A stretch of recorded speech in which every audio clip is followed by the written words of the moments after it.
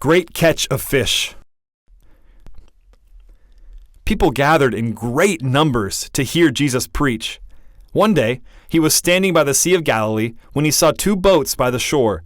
The fishermen had left them and were washing their nets. He entered one of the boats, belonging to Simon Peter, and asked him to push out a short distance from the shore. Then Jesus sat down in the boat and taught the multitude from there.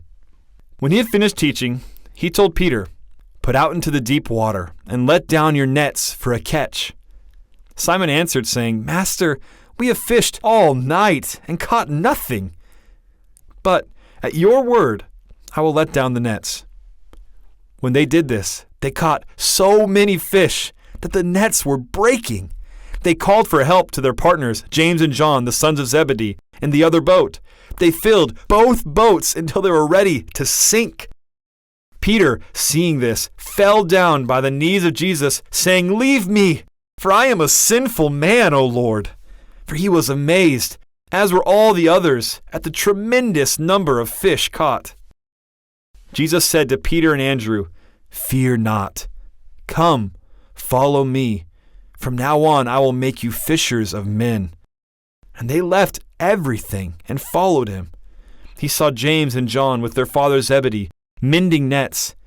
Jesus called to them, and immediately they left the boat and their father and followed him. Jesus begins healing in Galilee.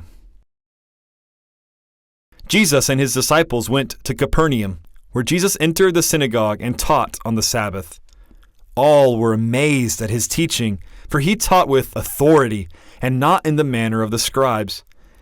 A man with an unclean spirit was in the synagogue, and he cried out, "What do you want with us, Jesus? Have you come to kill us?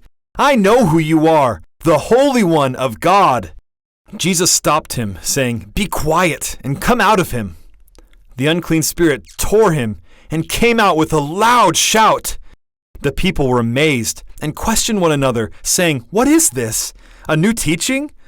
With what authority does he command the unclean spirits and they obey him?" This report immediately went through the region of Galilee. Leaving the synagogue, Peter, Andrew, James, and John went into Peter's house. The mother of Peter's wife was sick with a fever. They told Jesus, and he touched her, and she rose up.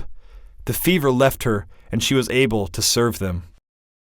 That evening, after sunset, the people of the city gathered at the door. They brought the sick and those possessed of demons for Jesus to heal. And he healed many illnesses and cast out many demons. He would not allow the demons to speak because they knew he was the Son of God. The next morning, before daylight, Jesus got up and went out to a deserted area to pray. Peter and the others followed him and said, "Everyone is looking for you." Jesus said, "Let us go into the next town, that I may preach there also, for this is what I came to do."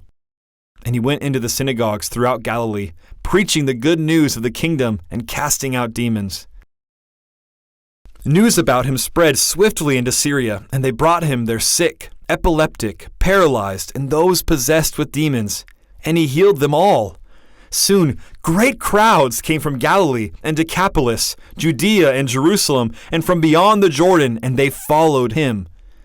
A leper knelt down before Jesus and begged to be healed, saying, "If you will, you can make me clean." Feeling sorry for the leper, Jesus touched him and said, "I will. Be clean." Immediately the leprosy left, and he was clean. Jesus warned him, saying, "Tell no man, but go straight to the priest and offer a sacrifice for your cleansing." But the man told everyone, so that Jesus could no longer go into a city. He had to stay out in the deserted areas and make people come to him. A few days later, Jesus again entered Capernaum.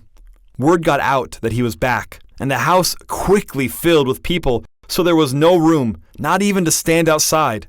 4 men came, carrying a paralyzed man.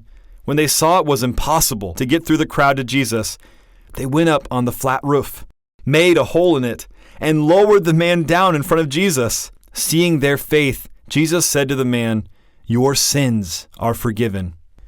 His statement angered some of the scribes who were there. They thought to themselves, "Who does this man think he is?